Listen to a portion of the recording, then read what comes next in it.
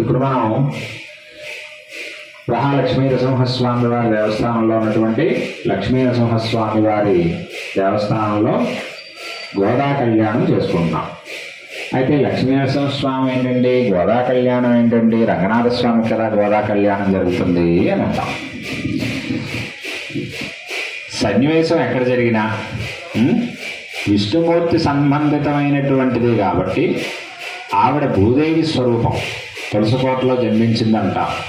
భూదేవి ప్రసాదితి, భూ ప్రసాద. ఆ విగ్రహం దాటి వెళ్ళగలిగితే అసలు విగ్రహంతో మనకి పని లేదు, అంతే కదా. మనం పూజలకి కదా చేస్తాం, శూన్యంలో పెట్టి మనం చూస్తే మనకేమీ అర్థం కాదు.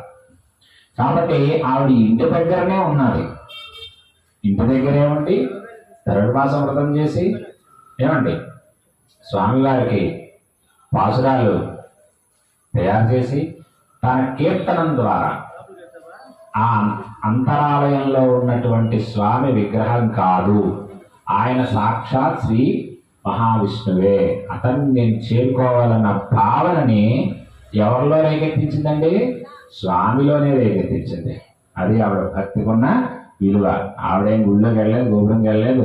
ఆవిడ తీసుకురండియా నా గురించి ప్రార్థన చేస్తోంది ఆవిడ అని చెప్పే స్థాయికి ఆవిడ ప్రార్థన చేసింది. అప్పుడు వెళ్ళి ఆవిడ తీసుకొచ్చారు.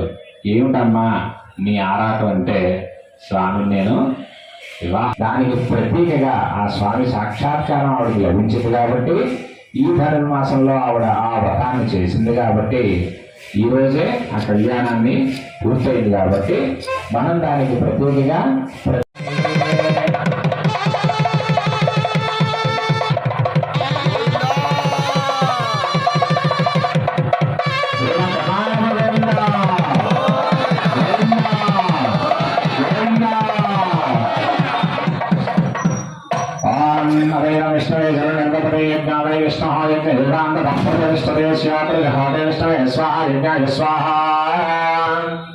प्रतिष्ठाय स्वाहेते रक्षादेवताभ्यो नमः मंत्रपुष्पाञ्जलिं समर्पयामि रक्षादेवता बन्धनं करिष्ये सर्वांक मूर्ति वालसे చేయించండి. ఇప్పుడు అమ్మవారికి స్వామివారికి కూడా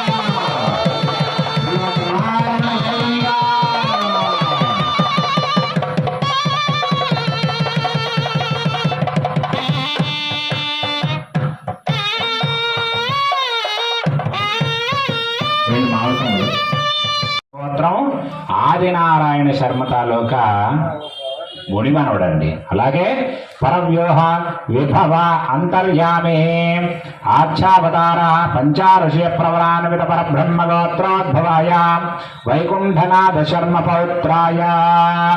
వైకుంఠనాథ శర్మ గారి తాలూకా మనవడటండి. అలాగే పరవ్యూహ విభవ అంతర్యామి ఆర్చావతార పంచారుషి ప్రవరాన్విత పరబ్రహ్మగోత్రోద్భవాయ వ్యూహ వాసుదేవ శర్మణ పుత్రాయ. ఈ వాసుదేవ తండ్రి ఎవరండి? రంగనాథ స్వామి తండ్రి వ్యూహ వాసుదేవ స్వామి శర్మ తాలూకా కుమారుడండి. పరవ్యూహ విభవ అంతర్యామి ఆచ్ఛావతార పంచారుషి ప్రవరాన్విత పరబ్రహ్మగోత్రోద్భవాయ శ్రీ సాక్షాత్ శ్రీ మహావిష్ణు స్వరూపాయ శ్రీ రంగనాథ స్వామినే వరాయ. శ్రీమద్ రమణ గోవింద. సాక్షాత్ రంగనాథ స్వామి వారే ఇక్కడ మనకి వరుడుగా కూర్చున్నారండి. ఇప్పుడు అమ్మవారి తాలూకా ప్రవర మనం చూద్దాం. గోదాదేవి వారిది. సాలామృత సౌపర్ణ అమృతాహరణ త్రయారుష ప్రవరాన్విత సాలామృత గోత్రోద్భవా. సాలామృత గోత్రోద్భవంలో ఆవిడ జన్మించిందండి. కాశ్యప శర్మణోనత్రీ. కాశ్యప శర్మ తాలూకా ముని మనవరాలు. ఏమండి? కాశ్యప శర్మ తాలూకా ముని మనవరాలండి ఆవిడ. ప్రవరాన్విత సాలామృత గోత్రోద్భవాయ వేదాత్మన శర్మణ పౌత్రీ. వేదాత్మన శర్మ తాలూకా మనవరాలండి. వేదాత్మ శర్మ తాలూకా మనవరాలు. సాలామృత సాపర్ణ అమృతాహరణ త్రయారుష ప్రవరాన్విత సాలామృత గోత్రోద్భవాయ విష్ణు చిత్త శర్మణ పుత్రే. విష్ణు చిత్త శర్మ తాలూకా కుమార్తె అండి. ఈ విష్ణు చిత్తం వల్లే ఈవిడగా విష్ణు చిత్తం ఏర్పడింది. మరి విష్ణు చిత్తం కూతురుగా పుట్టిన తర్వాత విష్ణుమూర్తిని కాకపోతే ఎవరిని ఆరాధిస్తుందండి? ఏమండి? ఆలోచించండి మీరు. అతని పేరేంటండి?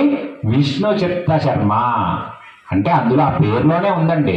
ఆయనకి చిత్తం అంతా విష్ణుమూర్తే ఉన్నాడు కాబట్టి ఆ చిత్తానికి కుమార్తె కాబట్టి ఈవిడ కూడా ఆ విష్ణు ఆరాధనలోనే ఉన్నది అని. విష్ణు చిత్త శర్మణ పౌత్రే సాలామృత భౌషణ్య అమృతాహరణ త్రయారుష ప్రవరాన్విత సాలామృత గోత్రాద్భవాయ శ్రీ భూదేవి స్వరూపాయ శ్రీ గోదానామ్నీం కన్యాం వృణీమహం వృహీమహే.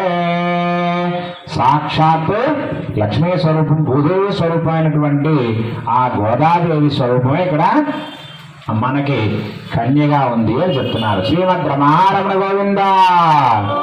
శ్రీమద్ రమణ గోవింద. శ్రీమద్ రమణ గోవింద.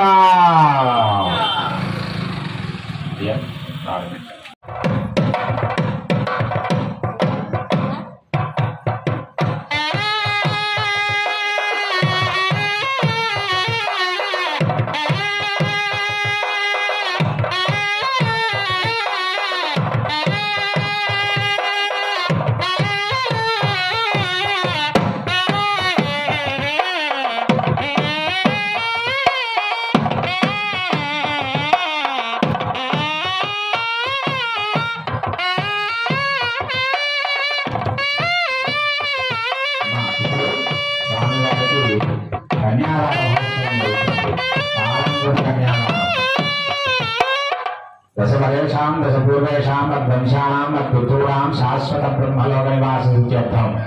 అంటే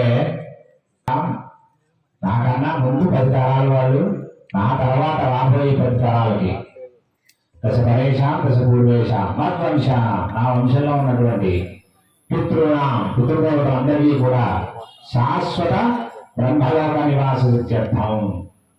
శాశ్వతంగా బ్రహ్మలోకంలో ఉండిపోవాలి అనేటటువంటి సంకల్పంతో ఈ కన్యాదానాన్ని మనం చేస్తున్నాం. అయితే మనం చేయలేదు కదండి. నాకు ఆడపిల్ల లేదండి, నేను కన్యాదానం చేయలేదు, ఇద్దరు మా పిల్లలే పుట్టారు. ఎలా అంటే ఇది శాస్త్రం. కర్త కారకసేవ. కర్త ఆ కార్యక్రమం చేసినప్పుడు దానికి కారకుడు కారకసేవ. ప్రేరకుడు, దాన్ని ఎవరు ప్రేరేపించాడో వాడు. ఏమండి? కర్త కారకస్యవ ప్రేరకశ్చానుమోదక, దాన్ని ఎవరైతే ఆమోదించాడో అతగాడు. ఈ అందరికీ కూడా సమానమైనటువంటి భాగం ఉంటుందండి. అది పాపైన పుణ్యమైన, పాప కార్యక్రమైన పుణ్య కార్యక్రమైన. ఎందుకంటే మన ఐపీసీలో 32 సెక్షన్ ఉంది. ఏంటంటే అది మ్యూచువల్ ఇదన్నమాట. నలుగురు కలిపి తప్పు చేశారనుకోండి, నలుగురిని కలిపి. కానీ ఇక్కడ భగవత్ కళ్యాణం దగ్గరికి వచ్చేసరికి అలా ఉండదండి. మాంగళ్యం తంతునానైనా లోకరక్షణ హేతున. ఆయన భగవంతుడు ఏం చేసినా ఎవరి కోసం చేస్తాడండి? ఆయన కోసం ఏం చేసుకోవడానికి ఏం లేదండి. ఆయన నిరాకారమైనటువంటి శక్తి రూపంలో ఉన్నాడు. ఆయన కోసం ఏం చేసుకోగలడు? ఆయన మన వచ్చి మంచినీళ్ళు, పాలు, పళ్ళు ఆయన నిన్న మొదలెడితే మన ఇవ్వడం మొదలెట్టాం. ఖాళీ ఏ గుడి ఉండదు, ఏ గుడి ఉండదో ఏ గోపురం ఉండదు. ఎందుకని? ఆయన నిరాకారమైనటువంటి రూపంలో ఉన్నాడు. ఆయనకి ఏమీ అవసరం లేదు. డబ్బులు ఇచ్చిన వాడిని అప్లైగా చూస్తాడు, డబ్బులు ఇవ్వని వాడిని అప్లైగా చూస్తాడు, రెండులో వేసిన వాడిని అప్లైగా చూస్తాడు, రెండులో ఈలోనే ఒకళ్ళగా చూస్తాడు. ఆయన దగ్గర తేడా లేదు, నీలోనే ఉంది తేడా. నువ్వు అనుకుంటున్నావు నేను లాల్ పులిహార పట్టుకెళ్ళాను, నేను తక్కువ పులిహార పట్టుకెళ్ళాను, నేనేమో కిరీటిని సమర్పించాను, నేనేమో అది సమర్పించానని. ఏమీ లేదు. ఆయన అందరినీ ఒకలాగే అనుగ్రహించాడు. నీ కర్మఫలం చావరా, మోక్షం సంపాదించుకోరా, అందుకే నీకు శరీరాన్ని ఇచ్చాను, గంటకి పుట్టగరా, గంటకి జర్నీ జటరే చేయను అని చెప్తున్నాడు. గజులను బాగా వెళ్ళే ప్రయత్నం చెయ్యట్లేదు. ప్రయత్నం చేస్తే వెళ్తాం ఖచ్చితంగా, వెళ్ళకపోవడం ఏమో లేదు. లోక రక్షణకి ఆలోచించి ఆయన పనిచేస్తున్నాడు కాబట్టి మనం అందరూ కూడా నమస్కారం చేసుకోవాలి. భజనలు గాయించారు. లోకరక్షణ హేతునా కంటే భద్రాది శుభగే సంజీవ శతకాంశత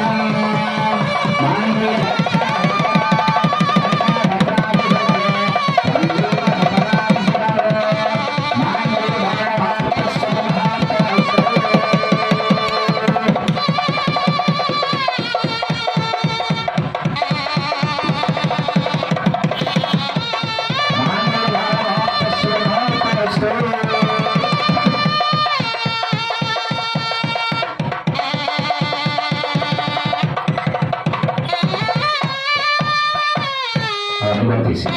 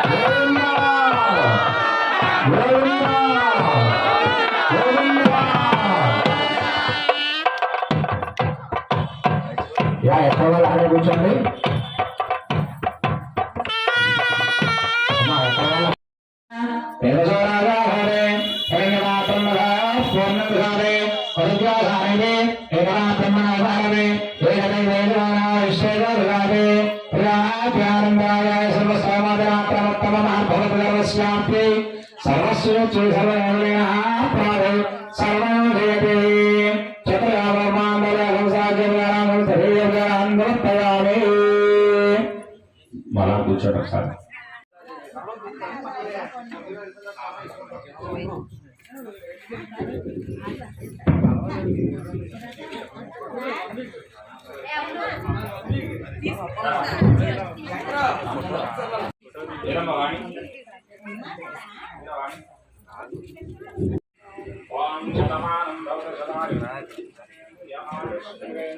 प्रतिष्ठति ओम शतवानं भवति शतायुः पुरुषः शतेन्द्रियायुष्येवेन्द्रिये